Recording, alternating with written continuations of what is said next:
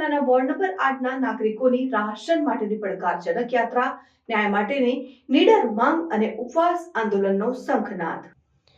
સાવરકુંડલા નગરપાલિકા વિસ્તાર ward number 8ના khadi કાર્યાલય પાછળના અંદાજે 1400 જેટલા પરિવારોને રાશન લેવા ખૂબ જ દૂર જવું પડતું હોય અને પારાવાર મુશ્કેલીનો સામનો કરવો પડતો હોય। આ બાબતે મામલતદાર કચેરીએ આવેદનપત્ર આપવામાં આવ્યું। તમામ આ વિસ્તારના પીડિત લોકો જોડાયા હતા। મામલતદાર કચેરી સાવરકુંડલા ખાતે ભેગા થઈ મામલતદાર સાહેબને આવેદનપત્ર આપ્યું।